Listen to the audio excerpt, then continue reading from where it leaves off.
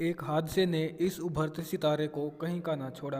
दोस्तों, एक हादसा कैसे किसी की ज़िंदगी बदल सकता है, यह आज की इस वीडियो में आपको पता चल जाएगा। और अगर ऐसा हादसा किसी कलाकार के साथ हो तो उसके लिए तो यह किसी श्राप से कम नहीं। एक हादसे ने इस मशहूर एक्टर की पूरी ज़िंदगी बदल कर रख दी। जिस अभिनेता ने हिंदी सिनेमा में बॉलीवुड की सुपरस्टार करिश्मा कपूर के साथ डेब्यू किया था, कैसे 2 साल के अंदर इस अभिनेता का करियर खत्म हो गया। दोस्तों, हम बात कर रहे हैं 90 के दशक के उभरते सितारे हरीश कुमार की, जिन्हें आपने उस दौर में कई फिल्मों में देखा होगा। ऐसा कुछ ही अभिनेता होते हैं जो अपनी पहली ही फिल्म से सुपरस्टार बन जाते हैं, और हरीश भी उनमें से एक थे। हरीश का जन्म 1 अगस्त 1975 को हैदराबाद में हुआ था। उनकी किस्मत सिनेमा से ही जुड़ी हुई थी। जब वह सिर्फ 4 साल के थे, तब साउथ के डायरेक्टर वी राजेंद्र प्रसाद श्रीदेवी जी के साथ एक फिल्म बना रहे थे। इसमें श्रीदेवी के बेटे के रोल के लिए एक 3 से 4 साल के सुंदर से बच्चे की आवश्यकता थी। इत्तेफाक से उनकी नज़र हरीश पर पड़ी और उन्हें देखते ही डायरेक्टर ने फिल्म में कास्ट कर लिया। फिल्म हिट हुई और बच्चे की एक्टिंग भी सबको पसंद आई, और यहीं से हरीश के फिल्मी करियर की शुरुआत हो गई। जिसके बाद तेलुगु ही नहीं बल्कि तमिल और मलयालम फिल्मों में भी हरीश कुमार को काम मिलने लगा। साउथ में तो हरीश के पास एक से बढ़कर एक फिल्मों की लाइन लग गई, और कम ही उम्र में हरीश कई फिल्मों में नजर आने लगे। बचपन से ही हरीश साउथ इंडस्ट्री में एक बड़ा नाम बन गए थे, और सभी डायरेक्टर उन्हें अपनी फिल्मों में कास्ट करना चाहते थे। फिल्म आंध्र केसरी के लिए उन्हें आंध्र प्रदेश के सीएम एमटी रामाराव से उन्हें स्टेट अवार्ड भी मिला। धीरे धीरे हिंदी सिनेमा में भी उनके नाम की चर्चा होने लगी।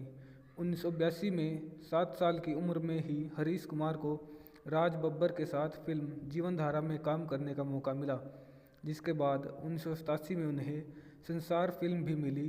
बहुत कम उम्र में ही उन्होंने रजनीकांत, धर्मेंद्र, जितेंद्र और कमल हसन जैसे दिग्गज एक्टर के साथ काम करने का मौका मिला। ऐसे बहुत ही कम सितारे होते हैं जिन्हें छोटी उम्र में ही बॉलीवुड और साउथ इंडस्ट्री के बड़े बड़े कलाकार के साथ काम करने का मौका मिल जाता है। लेकिन हरीश की किस्मत अच्छी थी कि कम उम्र में ही उन्हें बड़े बड़े कलाकारों के साथ स्क्रीन शेयर करने का मौका मिल गया था, और उतना ही नहीं, उनके काम की प्रशंसा भी की जाती थी। 15 साल की उम्र में ही उन्हें कमल हसन के साथ एक फिल्म में लीड रोल मिल गया था, और इस फिल्म में उनके काम की काफ़ी तारीफ की गई थी। हैदराबाद के प्रसिद्ध डायरेक्टर डी रामा नायडू हरीश से बहुत प्रभावित थे। उन दिनों रामा राव अपनी फिल्म प्रेम कैदी के लिए नए चेहरों की तलाश कर रहे थे। हरीश से वह पहले ही प्रभावित थे, इसलिए उन्होंने इस फिल्म के लिए हरीश को साइन किया। इस फिल्म ने रिलीज होते ही साउथ इंडस्ट्री में तहलका मचा दिया, और यह फिल्म सुपरहिट साबित हुई। फिल्म ने साउथ बॉक्स ऑफिस पर बहुत अच्छा बिजनेस किया, और हरीश कुमार तेलुगु सिनेमा के सुपरस्टार बन गए। और रामा नायडू फिल्म की कामयाबी से इतने खुश थे कि उन्होंने बॉलीवुड में भी उस फिल्म को बनाने का ऐलान कर दिया, और लीड रोल के लिए हरीश कुमार को ही साइन किया। और फीमेल लीड रोल के लिए उनके ही जैसे स्टारडम रखने वाली हीरोइन की तलाश शुरू हुई, और यह तलाश उस वक्त की मशहूर एक्ट्रेस करिश्मा कपूर पर जाकर पूरी हुई। करिश्मा कपूर को जब प्रेम कैदी ऑफर हुई तो उन्होंने हरीश कुमार का नाम सुनते ही फिल्म के लिए हाँ कर दी, और वर्ष 1991 में प्रेम कैदी रिलीज हुई, और बॉक्स ऑफिस पर उसे तेलुगु से भी ज़्यादा प्रसिद्धि मिली। हरीश कुमार और करिश्मा कपूर अपनी पहले ही बॉलीवुड फिल्म से स्टार बन गए थे, और डायरेक्टर और प्रोड्यूसर की लाइन उनके आगे लगना शुरू हो गई। इस साल हरीश को फिल्म तिरंगा में नाना पाटेकर के साथ भी काम करने का मौका मिला, और यह फिल्म भी सुपरहिट रही। हरीश कुमार इतने फेमस होने के बाद भी फिल्म में लीड रोल के लिए कभी जिद नहीं करते थे, और इतने बड़े स्टार होने के बाद भी उन्होंने गोविंदा के साथ कई फिल्मों में साइड रोल किया। आंटी नंबर 1, हीरो नंबर 1 और कुली नंबर 1 में गोविंदा के साथ साइड रोल निभाया, और यह सभी फिल्में सुपरहिट रही, और उनके काम को भी लोगों ने काफ़ी पसंद किया। हरीश इस समय अपने करियर के चरम पर थे, और एक के बाद एक हिट फिल्में दे रहे थे, लेकिन किस्मत को तो जैसे कुछ और ही मंजूर था। रिपोर्ट के मुताबिक मोटापा बढ़ने के कारण उन्हें काम मिलना बंद हो गया था, लेकिन इसके पीछे की सच्चाई किसी को पता नहीं चली कि कैसे एक इतना फिट हीरो अचानक से इतना मोटा कैसे हो गया।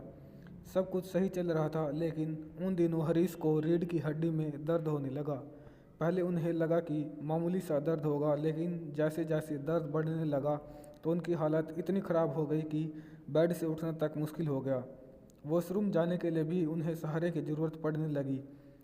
बाद में डॉक्टर को दिखाया तो तब पता चला कि बचपन में उन्हें जो रीढ़ की हड्डी में चोट लगी थी, वह चोट अब उभर आई है और परेशानी का कारण बन गई है। हरीश को स्लिप डिस्क नामक बीमारी भी हो गई थी।